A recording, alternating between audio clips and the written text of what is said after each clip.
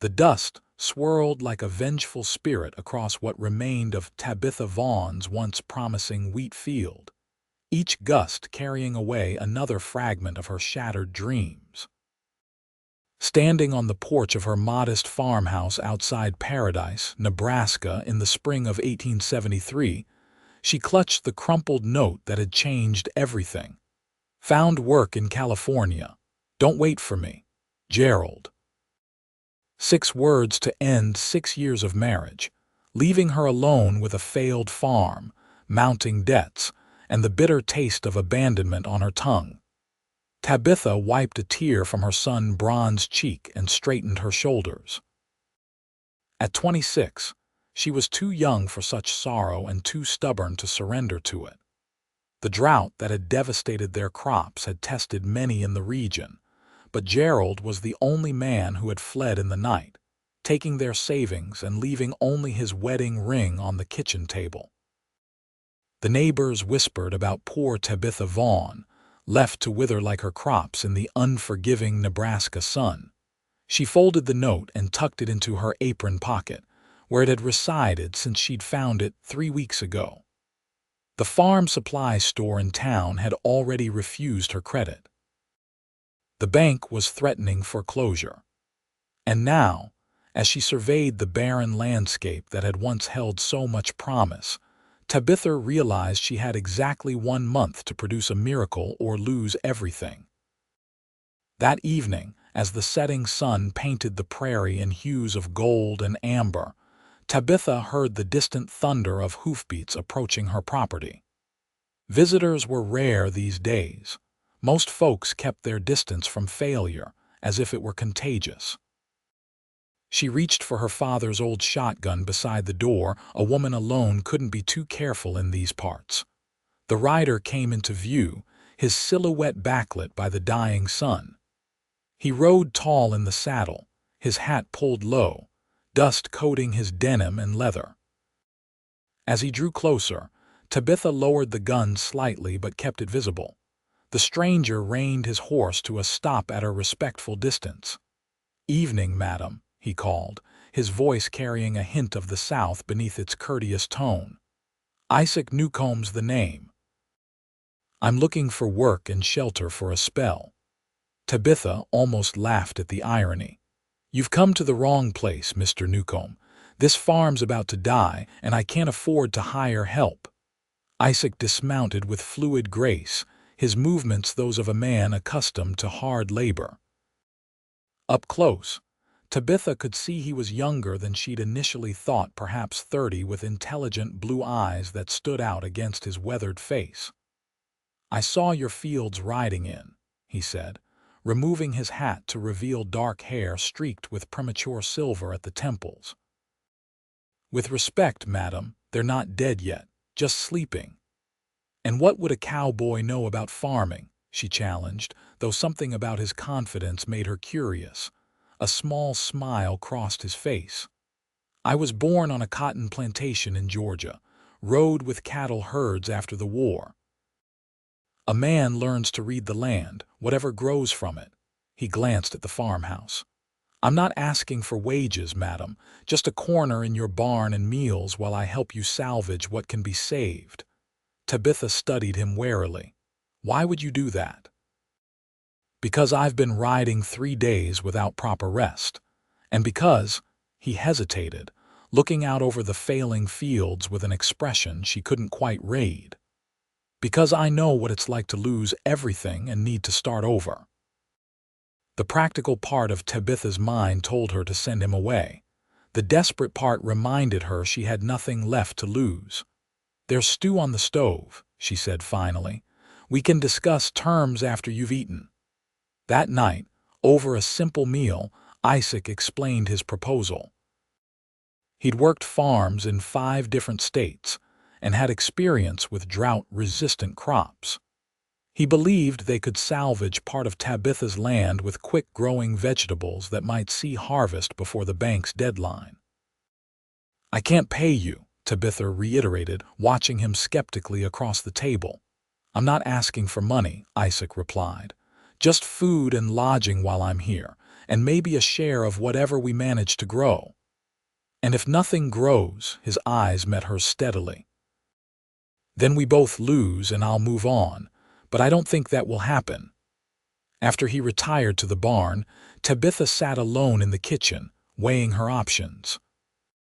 She could refuse his help and face certain failure, or accept assistance from a stranger who might be offering false hope or worse, harboring unsavory intentions.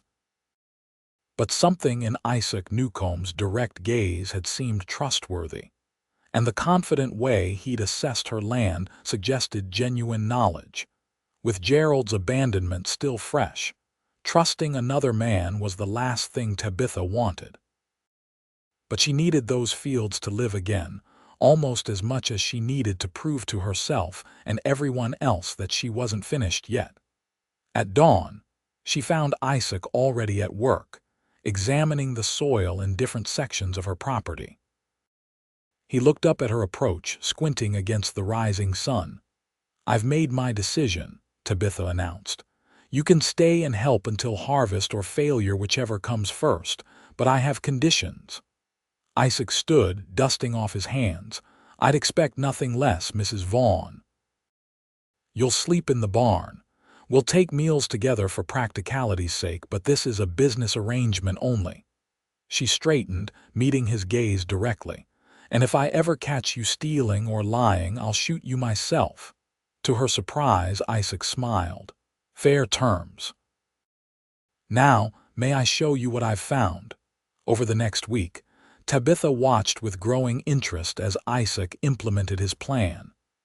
They would focus on the eastern section of her property, which had better drainage and more sheltered soil.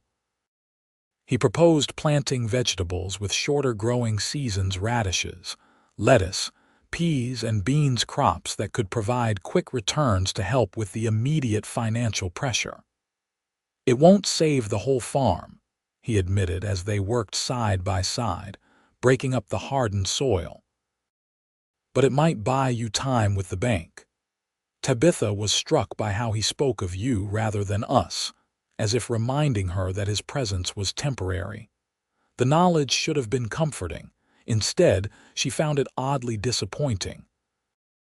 By the end of the second week, they had planted 5 acres with the seeds Isaac had procured from a farmer he knew in the next county. Tabitha had been surprised when he'd returned with the seeds, half convinced he would disappear with the small amount of money she'd entrusted to him. "Why would I run off with pennies when there's a chance for dollars if this works?" he'd asked when she admitted her concern. The logic was sound if pragmatic. As they worked from sunrise to sunset each day, Tabitha gradually learned more about her mysterious helper. Isaac had fought for the Confederacy as a young man reluctantly, he emphasized, and had wandered westward after the war, working cattle drives and taking odd jobs on farms. He spoke little of family, and Tabitha didn't press.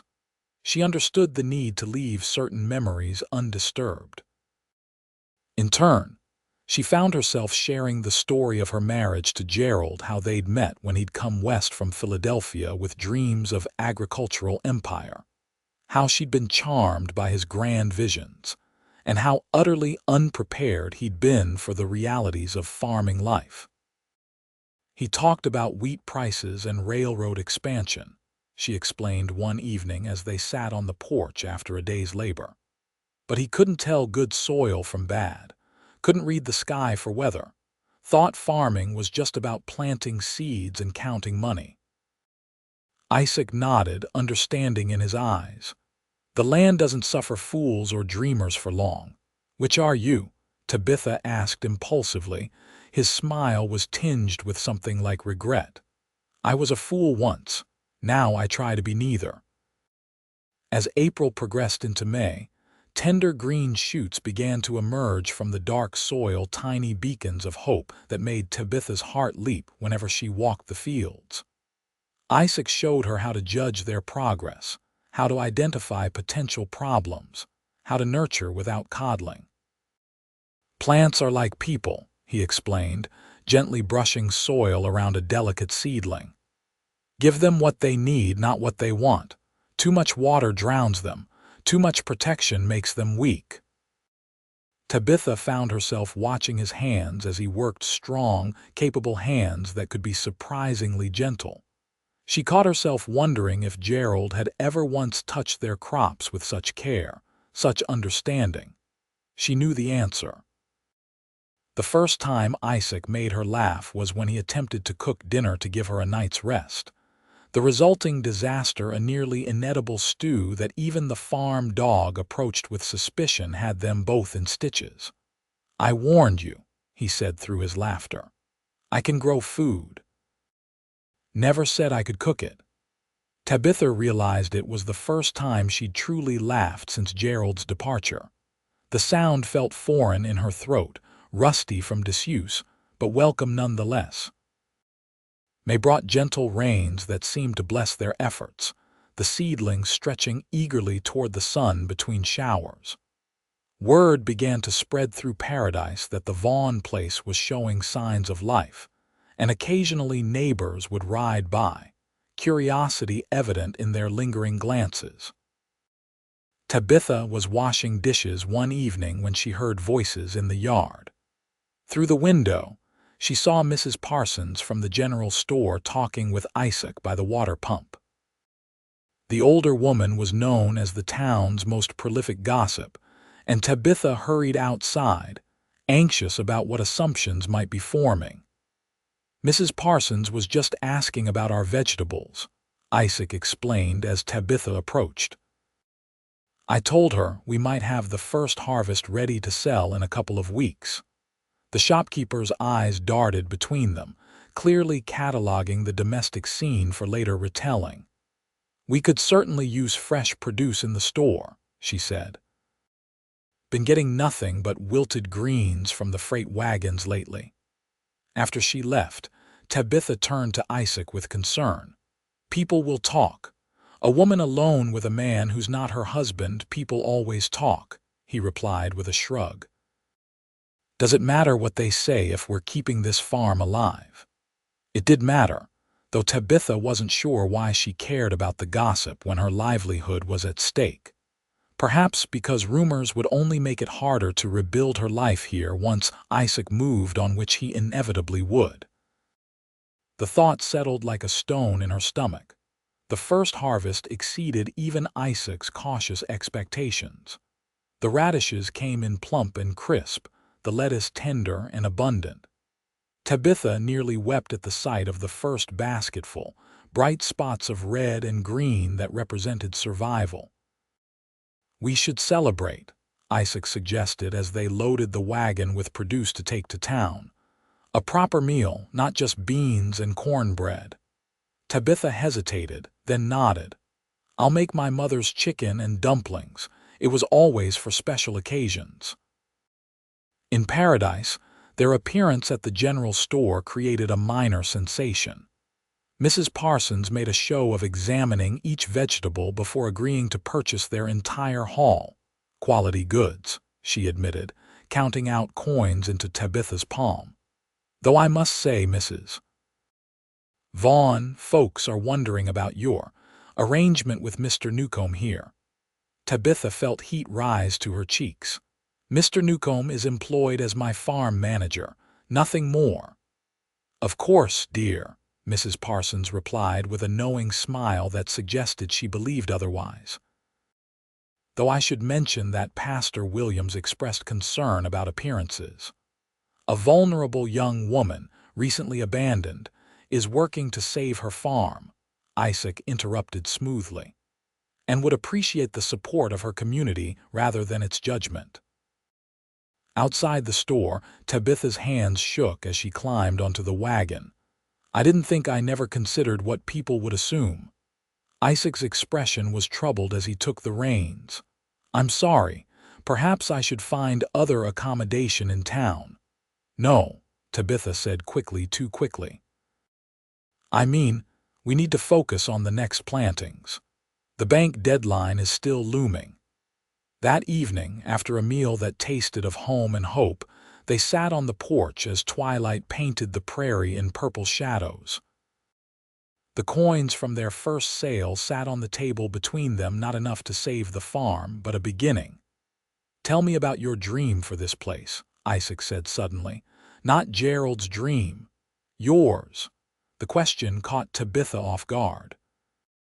No one had ever asked what she wanted for the farm, not even her husband. Gerald had spoken of expansion, of buying neighboring properties, of becoming a wheat baron. Her visions had always been simpler. "I want enough," she said finally. "Enough to be secure. A good vegetable garden. Some fruit trees, chickens for eggs and meat, maybe a cow or two, and fields that produce steadily, not spectacularly." She looked out over the land, her land. "I don't need to conquer the prairie, I just want to live in harmony with it." Isaac nodded slowly. "That's a better dream than most." "Achievable, sustainable. What about you?" she asked.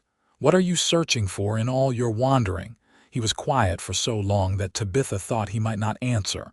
When he spoke, his voice carried the weight of long consideration. "After the war, I couldn't stay in Georgia. Too many ghosts, too much lost. I thought if I kept moving, I'd eventually find a place that felt right, a place where the past didn't follow me." He smiled faintly. "Haven't found it yet." "Maybe you're not looking for a place," Tabitha suggested. "Maybe it's something else you need." Their eyes met in the gathering darkness, and Tabitha felt a flutter of something dangerous awakening in her chest, something she had no business feeling for a drifter who would soon continue his journey westward. She stood abruptly. "It's getting late. We have an early start tomorrow." As May turned to June, their rhythms became synchronized, each anticipating the other's needs and movements in the fields. The first vegetables had been followed by others, each harvest bringing in modest but crucial income. The bank had reluctantly agreed to extend Tabitha's deadline after she'd made a partial payment. "You're becoming something of a local sensation," Isaac teased one day as they worked side by side, harvesting peas. "The determined widow who saved her farm." "I'm not a widow," Tabitha corrected automatically. "And I didn't do it alone." Their hands brushed as they reached for the same plant, and Tabitha felt that now familiar spark of awareness that she tried so hard to ignore. Isaac's expression suggested he felt it too, but neither acknowledged it aloud. That evening, Tabitha was preparing dinner when she heard the sound of an approaching buggy. Through the window, she recognized the bank manager's vehicle and felt a surge of anxiety. She wiped her hands and went to the door, surprised to find not just Mr. Harrison from the bank but also Pastor Williams on her porch. "Mrs. Vaughn," the pastor began without preamble, "we've come on a matter of community concern." Tabitha's spine stiffened. "I wasn't aware my farm was community property, Pastor." Mr. Harrison cleared his throat. "What the pastor means, Mrs. Vaughn, is that there has been talk about your living situation with Mr. Newcomb." "He sleeps in the barn," Tabitha replied coldly. "And has saved this farm from foreclosure, as you well know, Mr. Harrison." "Nevertheless," Pastor Williams interjected, "appearances matter. A young woman alone with an unmarried man of uncertain background, it sets a poor example. We've heard rumors all the way from Lincoln about your arrangement." Tabitha was about to retort when Isaac emerged from the barn, obviously drawn by the raised voices. He approached slowly, his posture non-threatening but his eyes wary. "Is there a problem here, Mrs. Vaughn?" The pastor turned, his expression disapproving. "Mr. Newcomb, we were just explaining to Mrs. Vaughn that your presence here is causing considerable scandal." Isaac's face remained impassive. "I see. And is this scandal of greater concern than Mrs. Vaughn losing her property and livelihood?" "The moral standing of our community," Pastor Williams began, but Isaac cut him off. "With respect, sir, I've seen more Christian charity in this woman's actions than in your concerned visit. She gave shelter to a stranger and worked to save what her husband abandoned." If there's scandal in that, perhaps the problem lies with those who choose to see it. Mr. Harrison shifted uncomfortably. No one disputes the improvements to the property, Newcomb, but surely you understand our concern. What I understand, Isaac replied evenly, is that Mrs. Vaughn has met her payment obligations to your bank through honest labor. The rest is not your business. After they departed, Tabitha sank onto the porch steps, trembling with anger and humiliation. They act as if I've done something shameful by simply surviving. Isaac sat beside her, careful to maintain a proper distance. People fear what they don't understand, and a woman managing on her own that frightens them. I'm not entirely on my own, she said softly. Not anymore. The words hung between them, laden with unspoken meaning. Isaac looked at her, really looked at her, and for once neither of them glanced away. Tabitha, he said, the first time he'd used her given name. I should go. Not because of their small-minded gossip, but because, he broke off, struggling. Because I find myself wanting things I have no right to want. Her heart hammered against her ribs. What things? To stay, he said simply. To see what grows here beyond vegetables and grain. Tabitha knew she should encourage his departure. The practical choice would be to thank him for his help and send him on his way now that the farm was beginning to thrive. Instead, she found herself saying, the second plantings will need tending.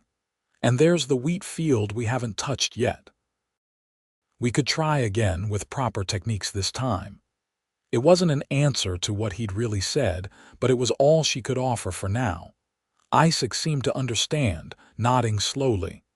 Until the wheat harvest, then, he agreed. As summer progressed, they expanded their plantings, carefully rehabilitating more sections of the farm. Isaac showed Tabitha how to read the soil, how to work with the natural contours of the land rather than against them. They developed irrigation techniques that maximized the available water, and diversified their crops to protect against disease or pests, destroying everything at once. Their routine evolved. Isaac still slept in the barn, but they took all meals together, often lingering over coffee as they discussed plans for the farm. Sometimes in the evenings, he would read aloud from one of the few books Tabitha possessed while she mended clothing or preserved vegetables. These quiet moments, domestic and companionable, became as precious to Tabitha as the successful harvests.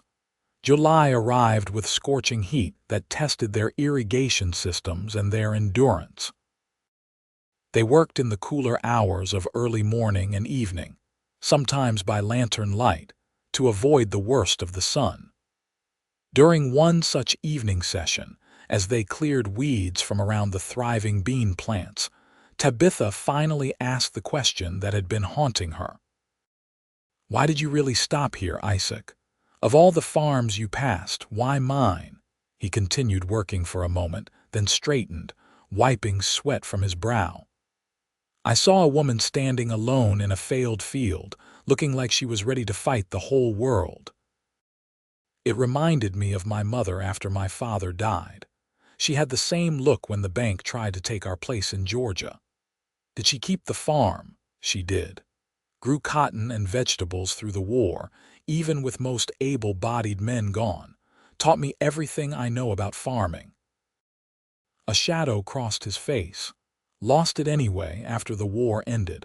Carpetbaggers and new taxes took what the fighting hadn't. Tabitha touched his arm gently. I'm sorry. She died still believing the land would provide if you treated it with respect. He looked out over their flourishing vegetable gardens, a faint smile softening his features. She would have liked you, I think. The statement felt significant somehow, as if he had shared more than just a memory. Tabitha was formulating a response when they heard the distant rumble of thunder. Looking up, they saw dark clouds gathering on the western horizon. Storm's coming, Isaac observed, concern edging his voice. A big one from the looks of it. They hurried to secure what they could, bringing tools into the barn and ensuring the irrigation channels would direct excess water away from the delicate plantings. By the time the first heavy drops began to fall, they were running for the house, the sky behind them turning an ominous green-black. The storm hit with biblical fury. Rain lashed the windows while wind howled around the eaves, testing the farmhouse's construction. Tabitha lit lamps against the unnatural darkness of mid-afternoon, trying not to flinch at each crack of thunder. "The crops," she worried aloud. "All our work. We've done what we can," Isaac reassured her, though his own eyes kept straying to the windows. "The drainage systems will help. The rest is in God's hands." The storm raged for hours, finally beginning to abate as dusk approached. When they deemed it safe enough, Isaac ventured out to assess the damage, returning soaked but with cautiously optimistic news. "The vegetables closest to the house are battered but intact.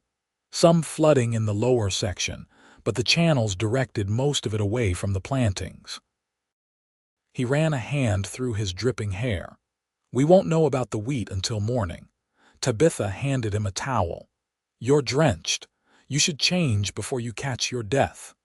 "My spare clothes are in the barn, and they're probably as wet as these," he replied with a rueful smile. Without thinking, Tabitha said, "I still have some of Gerald's things. They might fit you." As soon as the words left her mouth, she regretted them. Offering another man her husband's clothing crossed a line she hadn't even realized she'd been approaching. Isaac's expression confirmed her misstep. "Thank you, but I'll manage," he said gently. "I've been wet before." That night, Tabitha lay awake listening to the rain's gentle aftermath, troubled by her conflicted feelings. Gerald had abandoned her without a backward glance, yet some part of her still clung to the idea that she was a married woman. But was she? In any way that mattered? A husband who vanished without divorce or death left a woman in limbo, neither wife nor widow, unable to truly move forward. And she wanted to move forward, she realized. With Isaac, if he would stay. The thought was both terrifying and exhilarating. Morning revealed a transformed landscape. The storm had washed everything clean, leaving the world sparkling in the dawn light. Their vegetable gardens had indeed survived with minimal damage, a testament to their careful planning. But the experimental wheat field that had been their most recent project had not fared as well. "We can salvage about half," Isaac estimated as they surveyed the damage. "The rest is too flattened to recover." Tabitha felt a moment of despair, quickly replaced by determination. "Then we'll save what we can and learn from it for next season." Isaac gave her a searching look. Next season? The question contained another, unspoken one. Would he be here to see it? Tabitha met his gaze steadily. "I hope so," she said quietly. They worked through the day salvaging what crops they could, side by side in the muggy aftermath of the storm. By late afternoon, Tabitha was filthy, exhausted, and oddly content. They had saved more than they'd lost. The farm would survive, and so would she. As they returned to the house, a movement near the road caught her attention. A rider was approaching, unusual for this time of day. As the figure drew closer, Tabitha felt her blood freeze in her veins. "Gerald," she whispered. Isaac followed her gaze, his posture instantly alert. "Your husband," she nodded, unable to form words as the familiar figure rode up to the house. Gerald Vaughn looked thinner than when he'd left, his once fine clothes now travel-worn and dusty. But his smile was the same charming, confident, as if he expected the world to welcome him regardless of his actions. "Tabitha," he called, dismounting with a flourish.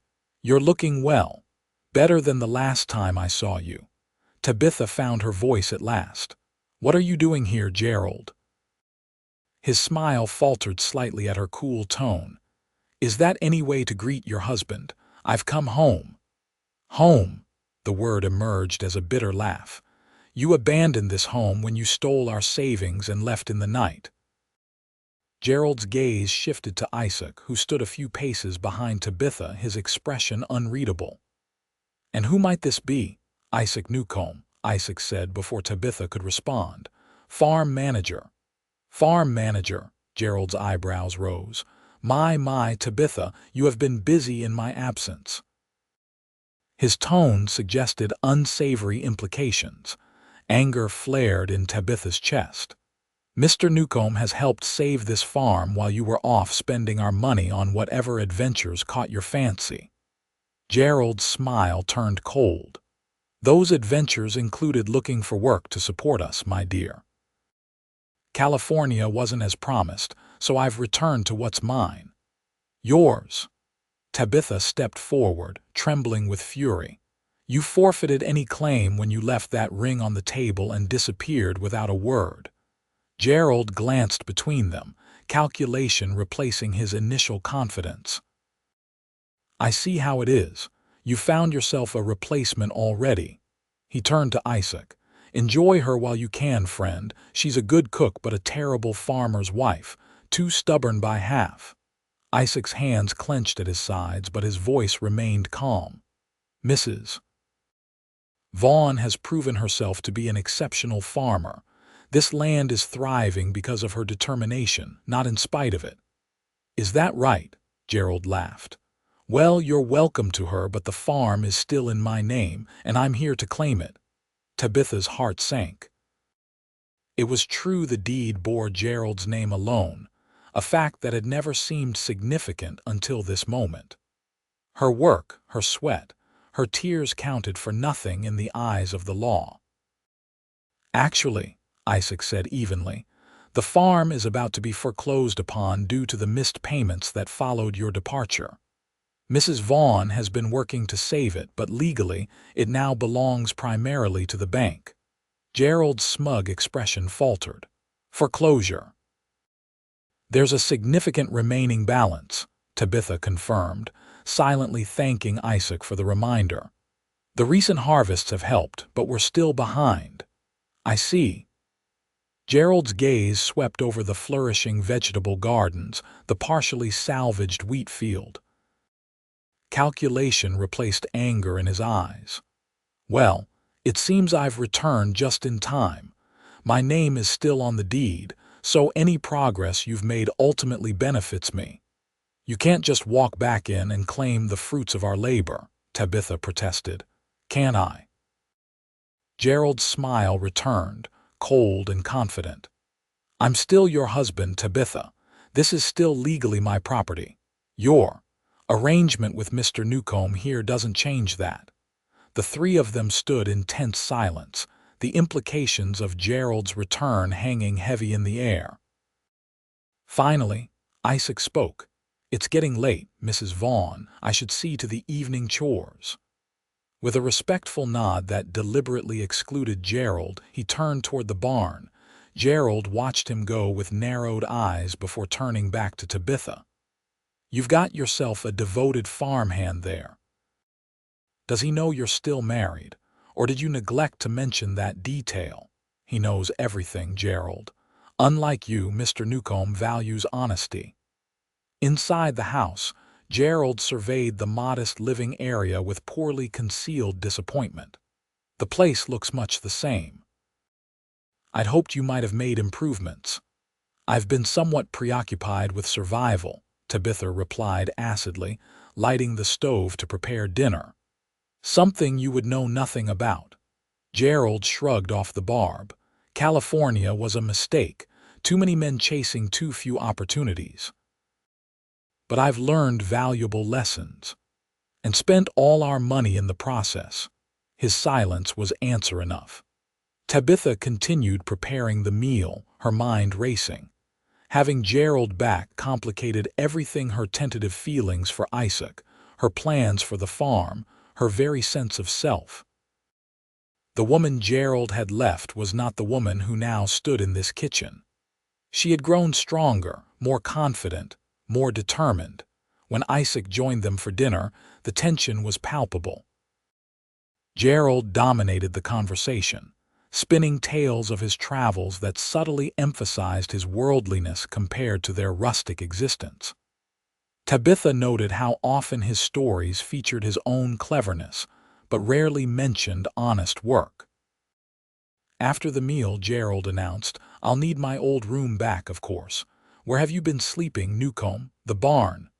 "Yes," Isaac replied simply. "How very appropriate." Gerald turned to Tabitha. "I assume my things are still where I left them." Before she could answer, Isaac stood. "I should check on that leak in the barn roof after the storm. Thank you for dinner, Mrs. Vaughn." The pointed formality was not lost on Gerald, who smirked as the door closed behind Isaac. "Well, well, quite the dutiful employee you found." "He's a good man," Tabitha said quietly. "Which is more than I can say for you." Gerald's expression hardened. "Be careful, Tabitha.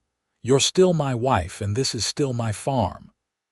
That night, lying in her small bedroom while Gerald occupied what had once been their shared room, Tabitha stared at the ceiling, her thoughts in turmoil.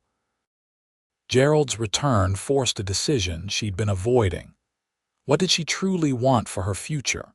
The next morning brought no clarity, only the awkward reality of Gerald inserting himself into the farm routines he'd once shirked. He followed Tabitha and Isaac through their morning tasks, offering unsolicited advice that revealed his fundamental misunderstanding of farming principles. "You're wasting time with these vegetables," he declared, gesturing dismissively at the thriving gardens. "Wheat is where the money is. We should clear all this and plant a proper cash crop next season. These vegetables have kept the bank from taking the farm," Tabitha pointed out, "and they provide steady income rather than one annual harvest. Small thinking, my dear, always your problem." Gerald turned to Isaac. "You seem a practical man, Newcomb. Surely you see the potential for expansion here." Isaac continued methodically checking the bean plants for signs of disease. "I see a sustainable operation that matches the capabilities of the land. Forcing more from soil than it can give is how farms fail." Gerald's smile didn't reach his eyes. "Curious philosophy for a drifter. One might think you lack ambition." "One might think you confuse ambition with greed," Isaac replied mildly. Throughout the day, Tabitha watched this subtle battle continue, Gerald attempting to assert dominance over both the farm and its operations, Isaac quietly demonstrating actual knowledge of agriculture. By evening, Gerald's frustration was evident in the tight set of his jaw and the forced joviality of his conversation. After dinner, he made his move. "I've been thinking, Tabitha. Newcomb has clearly been helpful during my absence, but now that I've returned, we don't need the extra expense of a farm manager." Tabitha set down her coffee cup with deliberate care. "Isaac isn't an expense. He works for a share of the harvest. Nevertheless, it's an arrangement that made sense when you were alone. Now you have your husband back." Gerald's smile was all teeth. "I'm sure Newcomb understands. Nothing personal, of course." Isaac met Tabitha's eyes across the table. In that silent exchange, she read his question. "What do you want me to do?" "Isaac stays," she said firmly. "Without him, there would be no farm for you to return to, Gerald." Gerald's smile vanished. "May I remind you that legally, you abandoned your property and your wife," Tabitha cut in. "Legally, this farm is months away from belonging to the bank. The only thing keeping that from happening is our hard work." "Our hard work," Gerald repeated, his voice dangerously soft. "How cozy you two have become in my absence." Isaac stood. "I think it's best if I excuse myself. Good night, Mrs. Vaughn." After he left, Gerald turned to Tabitha, all pretense gone. "Do you really think I don't see what's happening here? You've developed feelings for that drifter." Tabitha met his gaze steadily. "What I feel or don't feel is no longer your concern, Gerald. You gave up that right when you abandoned me." I never legally divorced you, he countered. You're still my wife, in name only. She began clearing the dishes with sharp, angry movements. Why did you really come back, Gerald? The truth this time. He hesitated, then sighed. I ran out of money, and I heard from travelers that Paradise was having a good season despite the earlier drought. I thought perhaps our farm had recovered enough to be worth something again. Our farm, Tabitha repeated bitterly. You mean my farm, the one you left me to lose while you chased fantasies in California. It bears my name on the deed, he insisted, and I'm willing to be generous. We can start fresh, Tabitha, put the past behind us. She really looked at him, and saw not the charming man who had once swept her off her feet, but a selfish opportunist who valued possessions over people. The realization was oddly liberating. There is no we anymore, Gerald. Whether or not the law recognizes it, our marriage ended the night you left. Over the next few days, an uneasy truce settled over the farm. Gerald continued to assert his presence, though he contributed little actual labor.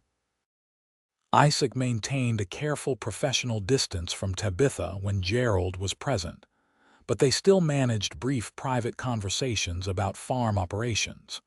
During one such moment, as they inspected the recovering wheat field, Isaac broached the subject they'd been avoiding. I could leave, he offered quietly. Find work elsewhere until you sort things out with Gerald. Tabitha stopped walking, turning to face him fully.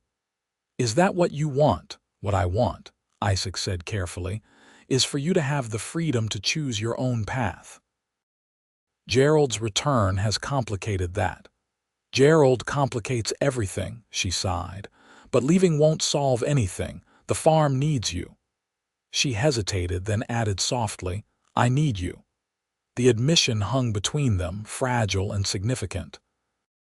Isaac's eyes searched her face, finding the truth she couldn't fully express with Gerald's shadow still looming over them. Then I'll stay, he said simply, for as long as you want me to. That afternoon, Mr. Harrison from the bank paid an unexpected visit. Gerald greeted him expansively, playing the role of returning provider with practiced charm. We've been making remarkable progress, Harrison. The farm will be fully productive again by next season. The banker nodded politely, but addressed his remarks to Tabitha. Mrs. Vaughn, I've come about the loan. There have been some developments. Tabitha felt a flutter of anxiety. What sort of developments? Harrison cleared his throat uncomfortably.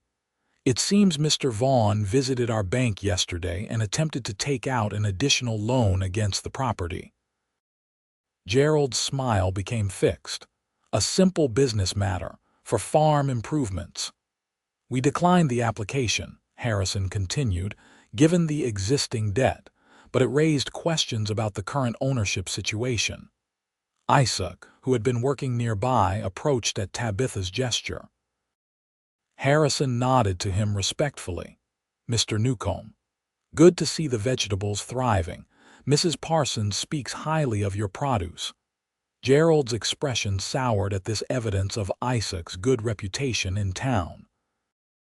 As I was explaining to Harrison, now that I've returned, we'll be expanding operations significantly. What Mr. Vaughn hasn't mentioned, Harrison said carefully, is that when he abandoned the property, he defaulted on the loan terms. The bank has been working with Mrs. Vaughn to salvage the situation, but legally the ownership is complicated. Complicated how? Tabitha asked. Mrs. Vaughn has been making payments and improvements that have increased the property's value. Mr. Vaughn, while named on the deed, effectively abandoned his interest. Harrison adjusted his spectacles nervously. The bank's lawyers suggest that Mrs. Vaughn may have grounds to petition for sole ownership, given the circumstances. Gerald's charm evaporated. That's preposterous. A wife cannot simply claim her husband's property. In cases of abandonment, there are precedents, Harrison replied. particularly when the remaining spouse has demonstrated responsibility for the property's maintenance. The banker's unexpected support left Tabitha momentarily speechless. It was Isaac who responded. What would such a petition involve, Mr. Harrison? Legal proceedings in the county seat, witnesses to the abandonment and to Mrs. Vaughn's subsequent management of the farm, evidence of improvements made during Mr. Vaughn's absence. Harrison turned to Tabitha. It wouldn't be simple, but given the community's awareness of your situation and the visible progress of the farm under your care, you would have a case. Gerald's face darkened with anger. This is absurd. I went seeking work to support my wife and property. Without informing your wife or sending any portion of your earnings back to support the farm, Harrison pointed out with surprising firmness. The bank takes a dim view of such behavior, Mr. Vaughn. After Harrison departed, Gerald's facade of congeniality shattered completely. He raged through the house, alternating between threats and attempts at manipulation. You've turned the entire town against me, he accused Tabitha. You and that drifter you've taken up with. The town formed its own opinions when you vanished with our savings, she replied calmly. I didn't need to say a word. You think you can take my farm, my property, Gerald's voice rose. I'll fight you every step of the way. Tabitha watched him with a strange detachment, wondering how she had ever loved this man. It's not about taking anything from you, Gerald. It's about keeping what I saved through my own efforts. That evening, Gerald disappeared into town, presumably to drown his grievances in whiskey. Tabitha and Isaac sat on the porch, the weight of the day's revelations settling between them. You think I could really win? She asked finally. If I petitioned for the farm, Isaac considered the question seriously. Harrison seems to think so, and he'd know the legal landscape better than most. It would mean a public fight, more gossip, more scandal. True, he acknowledged, but it would also mean security, independence. The word hung in the air between them, rich with promise. Independence. Freedom to choose her own path, make her own decisions. Freedom to consider a future without Gerald's shadow. What would you do, she asked softly, if the farm were truly mine? Isaac's gaze traveled over the flourishing fields before returning to her face. That would depend on what you wanted, Tabitha. The use of her first name, rare and deliberate, sent a warmth through her that had nothing to do with the summer evening. And if what I wanted was for you to stay? Not as a farm manager, but as what? He prompted gently when she faltered. Tabitha gathered her courage. As a partner, in all things. Isaac's expression softened, hope and caution warring in his eyes. I've wanted to hear those words since the first seedlings broke through the soil. But Gerald is still your husband, whatever else he may be. Not for long, Tabitha said with newfound determination. Whether I win the petition or not, I'm going to file for divorce.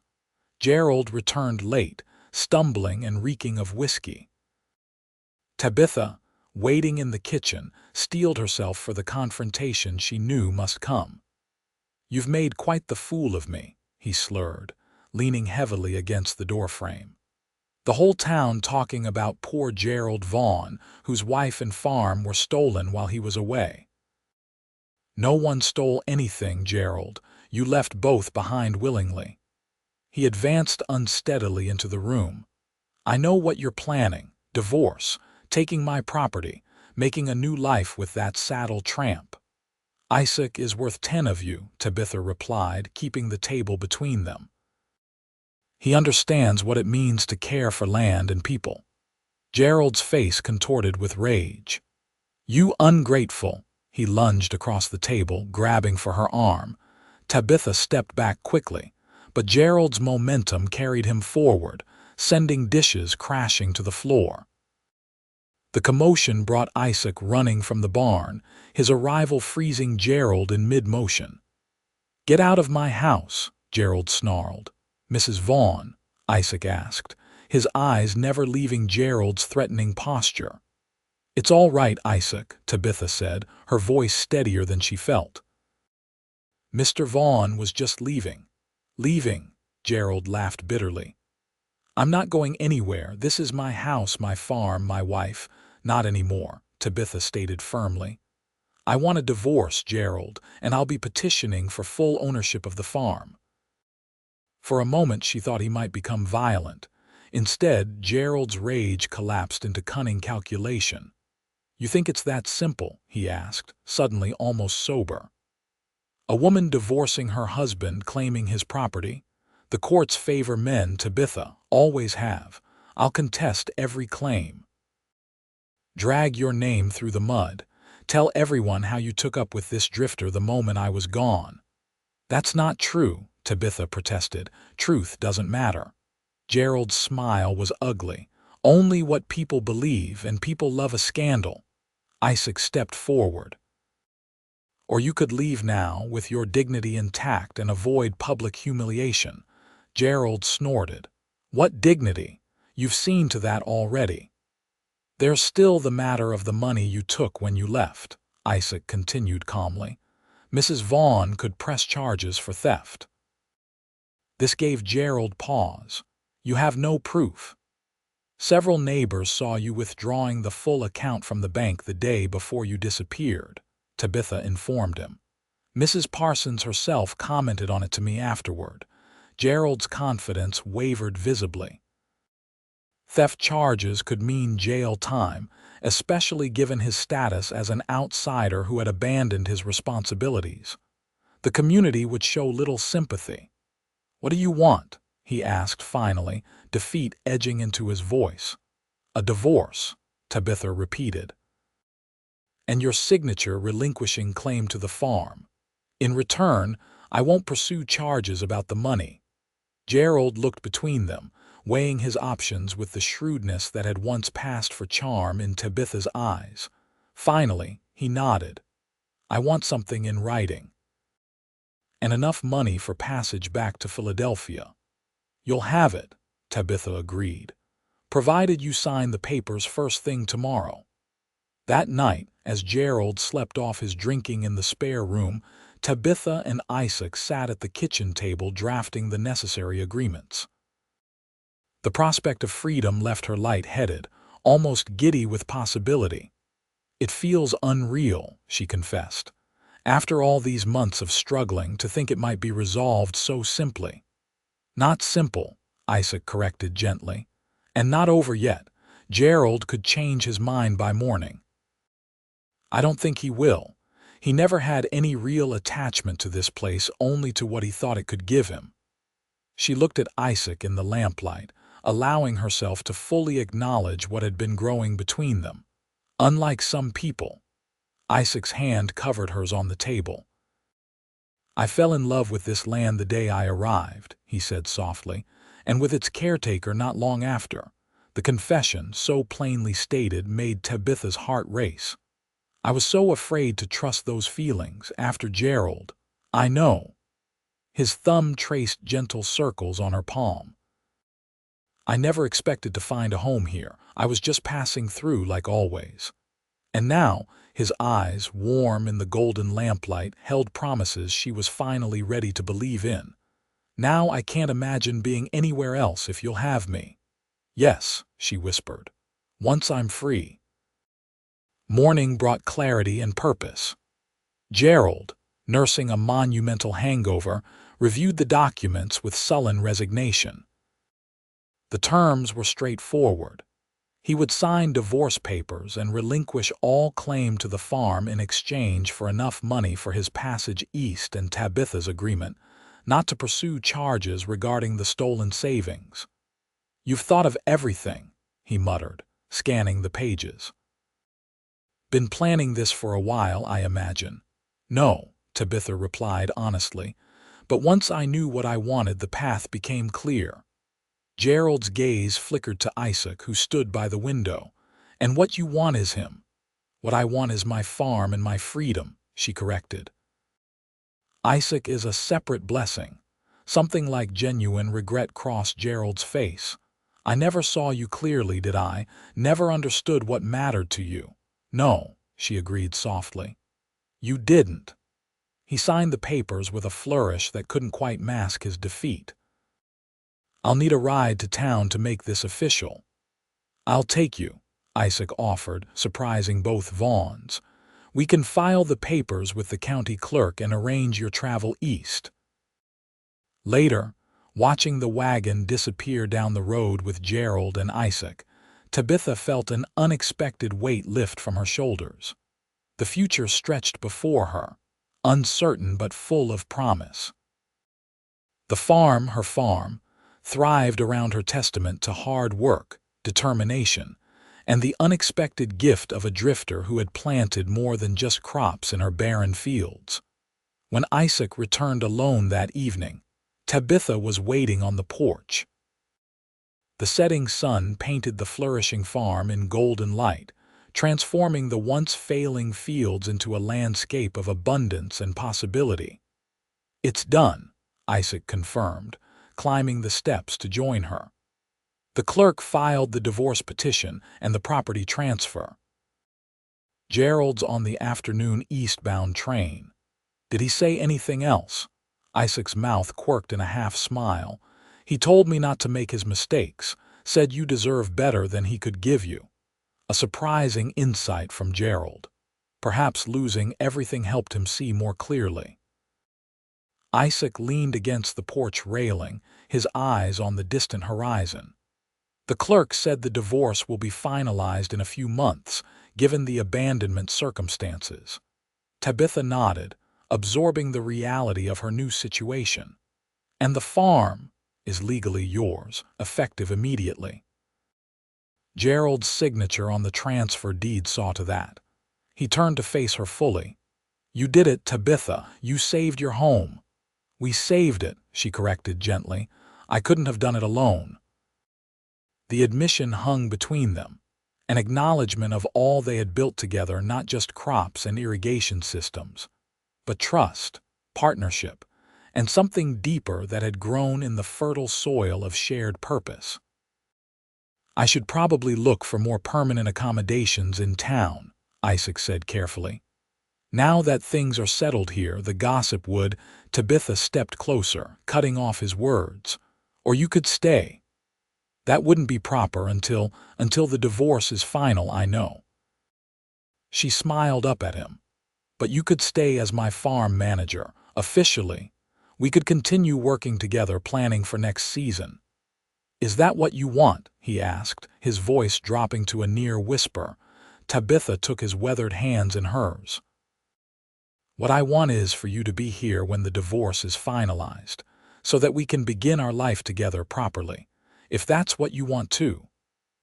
Isaac's smile bloomed slowly, like the first green shoots after a long drought. "I've never wanted anything more." Fall brought the harvest, winter brought planning, and spring brought renewal. By the time summer returned to Paradise, Nebraska, Tabitha Vaughn's divorce was finalized, and the town buzzed with anticipation of another event, a wedding. On a perfect June day in 1874, 1 year after a travel-worn cowboy had ridden onto a failing farm, Tabitha Vaughn became Tabitha Newcomb in a simple ceremony in the town church. Pastor Williams, who had once voiced concerns about propriety, now offered blessings with genuine warmth, the community's opinion having shifted entirely in favor of the couple who had demonstrated such resilience and integrity. Their farm flourished, becoming a model of sustainable agriculture that drew interest from neighboring properties. Isaac's knowledge combined with Tabitha's determination created systems that worked with the land rather than against it, providing reliable harvests even when conditions weren't ideal. In the spring of 1875, as new seedlings pushed through the soil with familiar determination, Tabitha placed Isaac's hand on her gently rounded belly. "Another kind of planting," she said softly, watching joy dawn in her husband's eyes. "Another kind of hope." 9 months later, Their son was born strong and healthy, with his father's thoughtful gaze and his mother's determined spirit. They named him Joseph, after Isaac's father, and as he grew, he learned the rhythms of the land alongside his parents. 3 years later, a daughter joined their family, completing the circle of love and renewal that had begun when a lonely woman and a wandering man found in each other exactly what they needed to grow. On summer evenings, when the work was done and the children were asleep, Tabitha and Isaac would sit on their porch watching the sun set over fields that had once been barren, but now rippled with abundance. Sometimes they spoke of the journey that had brought them together, of drought and desperation, of seeds planted in hope, of a love that had taken root in the most unlikely soil. "Did you ever imagine this?" Tabitha would ask, leaning against her husband's shoulder. "When you rode up that day, did you ever think you'd find a home here?" And Isaac, his arm around the woman who had transformed from a desperate stranger to the center of his world, would shake his head in wonder. "I was just looking for work," he would reply, kissing her temple gently. "But I found everything." And as darkness settled over paradise, the farm that had once been abandoned stood as testament to what could grow when determination met hope, when trust replaced betrayal, and when love was given the chance to take root and flourish in fields once thought lost.